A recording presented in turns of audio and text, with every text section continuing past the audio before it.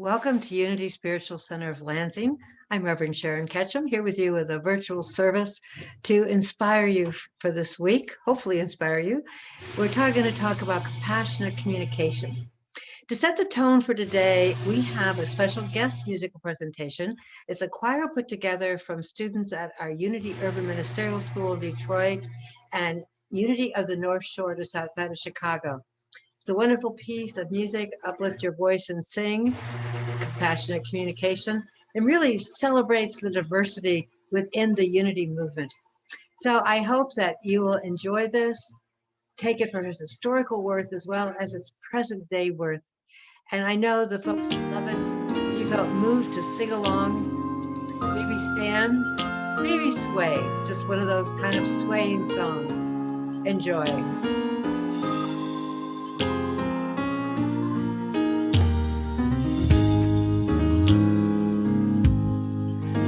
Every voice and sing till earth and heaven ring with the harmonies of liberty. Let our rejoicing rise high as the listening skies. Let it resound loud as the rolling sea. Sing a song full of the faith that the dark past has taught us. Sing a song full of the hope that the present has brought us. Facing the rising sun of our new day begun, let us march on till victory is won. Stony the road we trod, bitter the chasing rod, felt in the days that hope unborn at time, yet with a steady beat have not our weary feet come to the place on which our fathers sighed.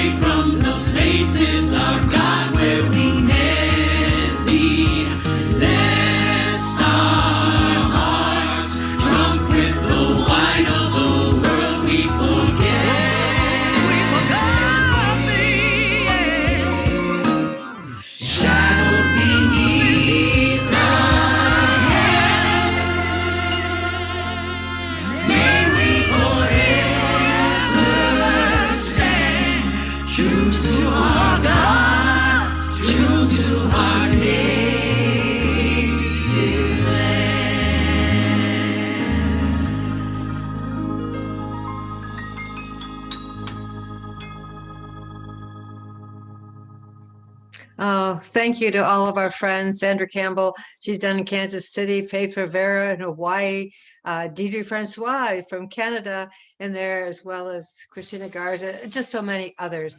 I was so happy to be able to share this piece of music with you this morning. Well, we are in a season of nonviolence. This marked by the anniversary of the death of Martin Luther King and the assassination of Gandhi. Gandhi was first, and then Martin Luther King.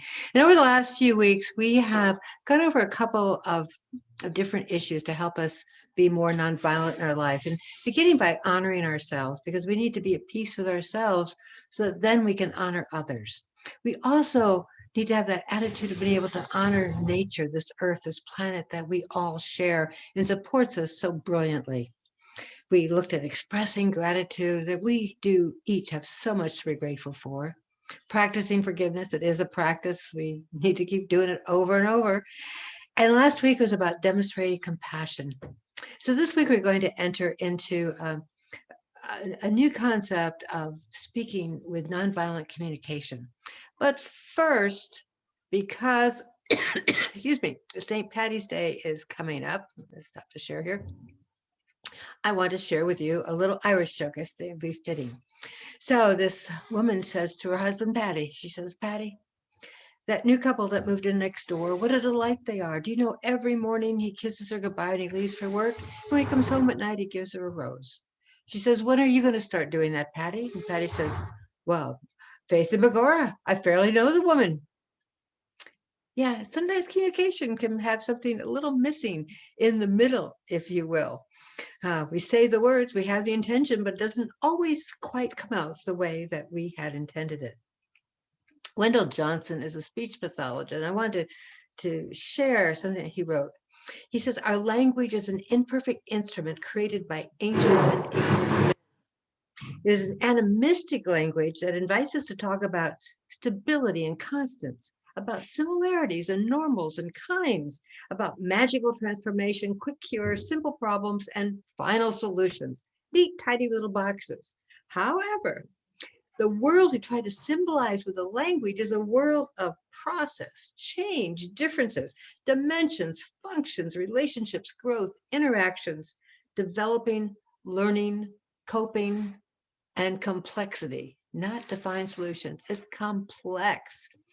The mismatch of our ever-changing world and our relatively static language is part of our problem. And we can certainly say part of the problem in creating a non-violent world. Now, maybe you don't consider yourself violent. In fact, I'm sure you don't. But we use a lot of violent language, if you will. How about, have any of you ever said, you're killing me, or stop yanking my chain? You make me sick, or get off my back. You know, we may set the intention to behold the Christ in that person in front of us, to behold the Christ in ourselves, but something happens that it doesn't come across this way. So a man by the name of Marshall Rosenberg came up with a way of helping us learn how to speak. He calls it nonviolent communication. I like to call it compassionate communication. It's a way of learning to come from our heart instead of our head in a combative state. So here's some examples of some non-compassionate communication that we may have participated in from time to time. How about a wife who says to her husband, I'm tired of you going out every week with the boys. You never take me out every week. Or how about a son that says, Mom, it's none of your business. Don't you tell me what to do. Sometimes even with friends, eh? Yeah. I'm tired about hearing the same complaint every week. If you don't like your job, then leave it. And how about maybe even a sibling? Even as adults, we have these conversations, and your sibling has just accused you of being selfish, and you come back with, well, I can think of a couple times you've been selfish too. This is not compassionate language. This is not harmonious language. This is violent language. It sets up a vibration of antagonism between two people. This is the last thing we want when we're trying to co-create a nonviolent world, right? So coming in April and probably going to May, the board and I have been looking at bringing in a recorded course on this uh, technique called nonviolent communication. And we're going to set it up so that you can do it according to your schedule, because we know everybody's schedule is all over the place. It's hard to find a common time for everybody. We do encourage each of you to get involved in it. And you'll hear more about this in the next couple of weeks. And then after we have taken these classes on our own, so we kind of understand the technique, we're going to invite a facilitator in, Karen Stars, who is just really well versed being facilitator for nonviolent communication, so that we can all get together and practice this. I mean, let's face it, we've been apart for quite a while. We might need a little practice on how to be kind with one another, of how to be maybe a little more compassionate as we're speaking with one another. There's a theory that compassion is actually our natural state. But why aren't we compassionate all the time? Well, it reminds me of the story of this man who was on his hands and knees under a street light looking for something, obviously. And the police officer came by and said, "Excuse me, sir, did you lose something?" He goes, "Yes, I lost my keys. I'm looking for them." And he goes, "Well, where did you lose them?" He goes, "Over there in the alley, but it's easier to look for them here in the light." Well, we look for peace in our life, and very often we look for them not in the place we lost it, but just where it's easier. So this idea of developing a skill of nonviolent communication, it's not necessarily the easiest thing in the world, but it's certainly worth our investment to have a life that's really loving and light-filled and joyous, one that we can really appreciate. So I'm going to present you another way of looking at these different ways of communicating. I'm going to use a couple animals. I'm going to use the jackal. You're all familiar with the jackal. He kind of looks like a dog with his head down low, and he goes in and cleans up dead carcasses. And the giraffe with a beautiful long neck that we see eating from the treetops. So when we're in the jackal language, think of it, this is the language of the head. The jackal stays close to the ground, and when we're in that jackal state of communication, we're mentally looking for all the dangers. We're classifying people to varying degrees. We're really preoccupied with what they're doing, what their needs are, what needs in the sense, what are they trying to get from us? And here's an interesting thing, I'll explain a little more later, but in the jackal state of mind, we put I with you, as if it's exactly the same, that whatever I'm feeling, you're feeling, whatever I'm thinking, you're thinking, that it's exactly the same combined together. And it's a language that demands, you should do this, you must do this, you have to do this. And, you know, even as I say those words, I can feel the stirring up, the combative nature of that kind of language. Think about those words yourself. See how that feels. You must do this, you should do this, okay? So here's an example of a jackal dialogue between a parent and a child. The parent goes, "Say you're sorry." "I'm sorry." "I don't really believe you. I don't think you're really sorry. I can see it in your face. You're not really sorry." "I'm sorry." "Okay, I forgive you." We probably have all been through something like that with our kids at one time or another. So just taking that deep breath and going, yeah, I've been a jackal from time to time. Now we're going to move to the giraffe, and think of how the giraffe is built with this long neck. The brain is way up here and the heart is way down here. And actually the giraffe's brain is kind of small. The heart is much bigger, much greater focus. That long neck provides perspective. It sees things from a different perspective. Not from that jackal perspective low to the ground, but from kind of the overview of observing what's going on. And the giraffe observes without judgment, and that's how we want to be. We want to observe what's happening, but not judging it, saying this is good or bad, this is awful, this is delightful. And we want to separate what is me, what you is you. I don't know what you're thinking. I do not know your intention. So if I simply observe you, then I'm not making up stories about what your intention is and what you're doing, which in turn is going to aggravate me, and the whole jackal conversation starts going on again. So it's when we're in that giraffe languaging, it's about self-honesty, that, okay, this is how I'm feeling. This is what's coming up for me. And if you own what is yours, then it's easier to hear what belongs to the other person instead of taking it on and becoming combative in our language. So the fundamentals of giraffe language is to learn how to relate our feelings to what our internal needs are. That it's this need, not something about the events or the actions that are around us. And when you think about it, our human needs are really universal. We all want to be loved. We all want to be seen and to be heard. We want to be appreciated. These are just common with all of us. We all have these same needs.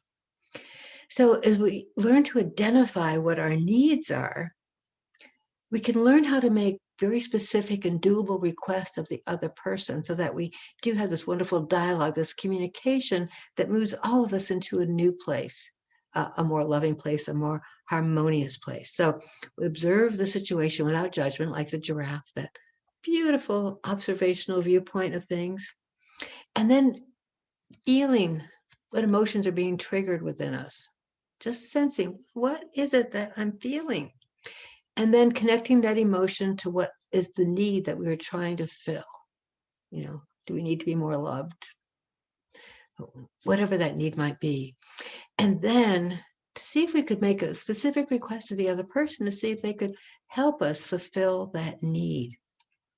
So we observe what is happening. We listen to what others are saying, but we don't make value judgments on what is happening. We don't interpret what is happening. We don't call it good or bad. John was angry with me for no reason. Well, we don't know that. Maybe John had a very good reason, and maybe he's not even angry at you. This is all your interpretation. So learning nonviolent communication, compassionate communication, really helps us simplify all of our interactions with life, and we don't take so much on our own shoulders, if you will. The feeling part of this, so we observe the feeling, get in touch how we're feeling right now. And I do want to warn you, we all have a tendency to pick up some words that have absolutely nothing to do with feeling, but it masquerades the feeling and we think it's a feeling. How about I feel abandoned or abused? That is not a feeling. That is a situation. I feel diminished. I feel let down, manipulated, misunderstood. These are not feelings. Again, they're situations. Neglected, overworked. Hear how they're conditions, but how many times we've said, I feel overworked. You fill in the blank there. So understanding these are not feelings. Feelings are happy, sad, angry, joyful, hopeful. I'm sad that you're leaving. I'm scared when you say that. I'm happy that you came. These are feelings. These are what we want to get in touch with, because once we get in touch with what it is that we're feeling, then we can self-identify what the need is that is coming up for us. I feel frustrated when you come home late. What's the need for that? Maybe needing to be appreciated. Little things that people say hurt me because I'm feeling depressed. I'm feeling less than. Once we identify whatever that need is, then we can simply make a specific action request of the other person, something that is doable right here and right now. Not by next week, could you? No, right now. It might be, I really want you to understand me. I want you to stop drinking. I want to get to know you better. I'd like to get to know you better. This is very specific, something that can happen right then in the moment. It's very immediate. It's like in that holy instant. So let's go back to those examples I gave you before and see how we might work through it with nonviolent communication. So you go, I'm tired of you going out with the guys every week. You don't take me out every week. Now, as you're saying that, observe. Okay, you are making an observation about this action. And the feeling that might be coming up for you is that you feel hurt and disappointed. Now, why would you feel hurt and disappointed? Because your spouse is going out with their friends. Well, maybe you need some kind of action to let you know that you're important to your spouse. something that reassures you that you are important in their life. So a request you might make is, would you be willing to make a Saturday night date with me every week? Okay, that takes a little different route than a screaming, shouting match down the road. Or how about the child talking to his mother? Mom, when I hear you telling me what I ought to do, okay, that's the observation, that the child is seeing his mother as telling him what to do, like imposing herself upon him. And the feeling he might be having is he might feel frustrated and angry because his need, what he needs down here, he's growing up. He needs to feel respected for the choices he makes. They may be bad choices or not the easiest choices, but they're choices that he is making based on what he thinks he needs at the moment. So a request he might make of his mother is that, would you be willing to ask me when you have advice, ask me if I'm open to it before you give it to me. Don't give it to me unless I tell you that I'm open for it. So then he feels heard. He feels that he has that freedom to make some choices, and he's not going to be made wrong. You know, when somebody tells you what you should do, must do, remember the jackal language again, should, must, have to. Okay, and how about your friend who's always complaining about her work, right? And at some point, it just drives you crazy because every week it's the same thing over and over again. When I hear you talking about how hard it is to deal with your job, okay, so you're telling them, I'm just so tired of hearing this complaint, but maybe a little nicer. Whatever you think, when you hear this person tell you about how hard it is about the job, what is it that really is coming up for you? See, the other one tries to make the other person change, but the action is all going on in here. And the feeling might be, you know, if your friend was really telling you their job was really difficult and really stressful, you're likely feeling concerned and maybe anxious for your friend because this is somebody that's important in your life. So your need might be to be able to know that they are doing something to support themselves, something to help de-stress themselves, or something to help make going through the difficult situation a little bit easier. So you might request of your friend, would you let me know what you're doing to help you feel better about your work life so that I can relax about it? Basically, it's a way of saying I care about you, and it would really help me support you if I knew that you were doing something good for yourself. And then there was the interaction with our brother. Well, yeah, okay, they accuse you of being selfish, and you go, I can think of a couple times you've been selfish too.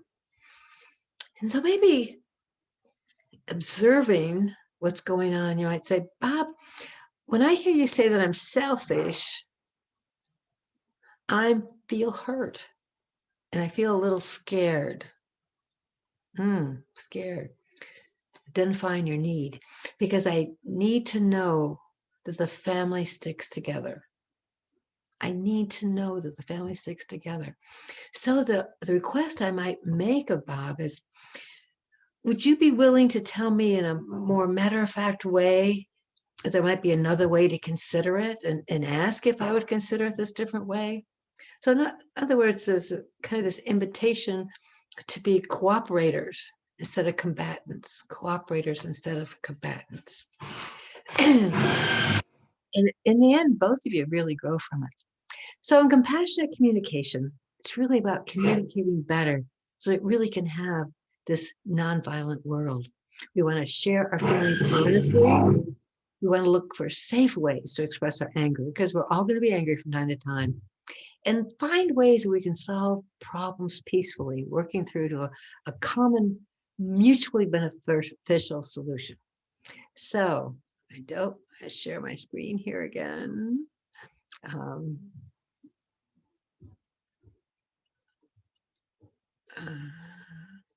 Here we go.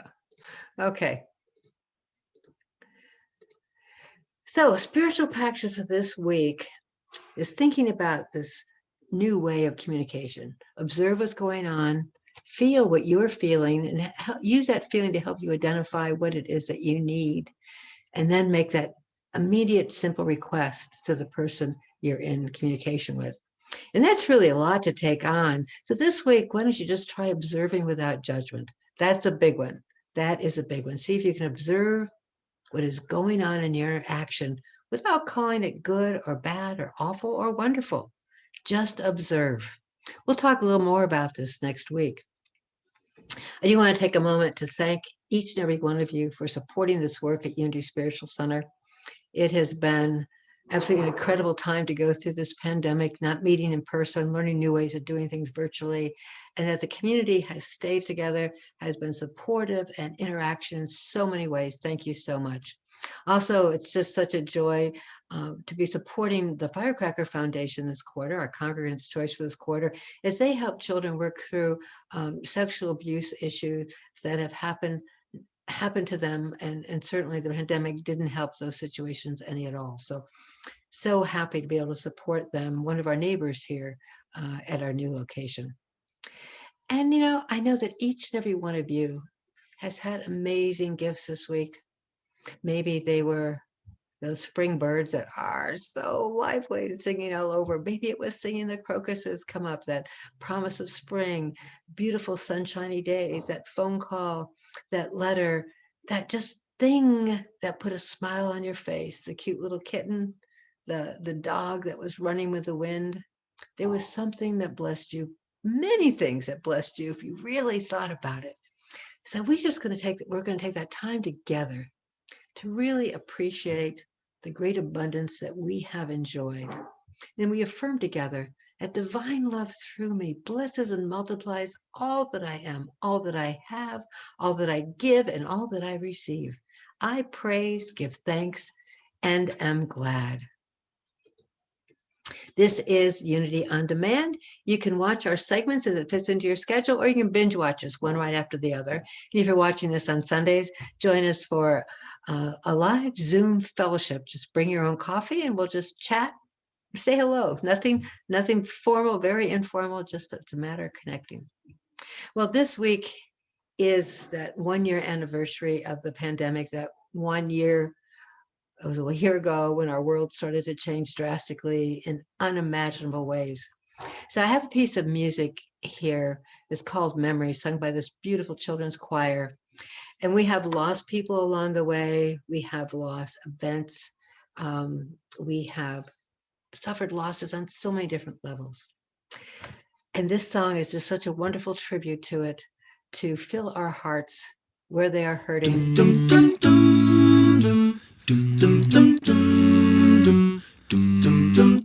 Let's remember. Here's to the ones that we got.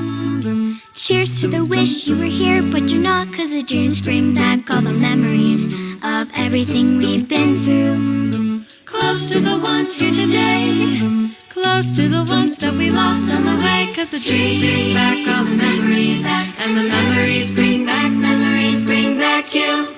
There's a time that I remember when I did not know no pain, When I believed in forever and everything would stay the same. now my heart feel like December when somebody say your name. 'Cause I can't reach out to call you, but I know I will one day, yeah. Everybody hurts sometimes, everybody hurts someday, yeah. But everything will be alright. Go as your voice will say, hey. Here's to the ones that we got. Cheers to the wish you were here, but you're not, 'cause the dreams bring back all the memories of everything we've been through. Close to the ones here today, close to the ones that we lost on the way, 'cause the dreams bring back all the memories, and the memories bring back you. Memories bring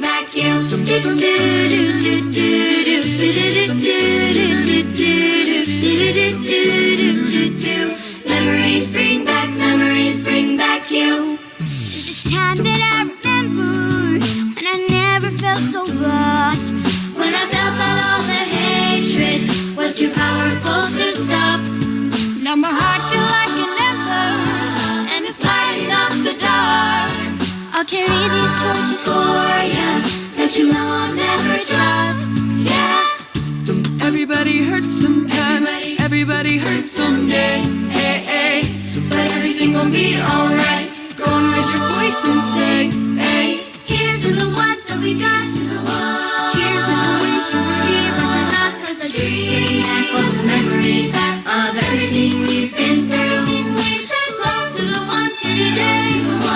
Close to the ones that we lost on the way. 'Cause the dreams bring back all the memories, and the memories bring back you. Do do do do do do do do do do. Memories bring back you. Do do do do do do do do do do. Memories bring back you.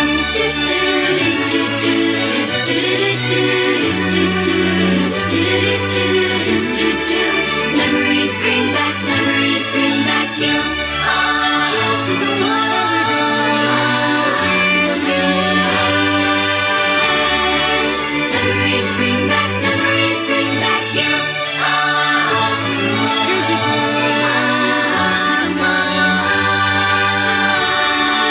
Memories bring back you. Cherish your memories. When you get out there, make some great ones tomorrow.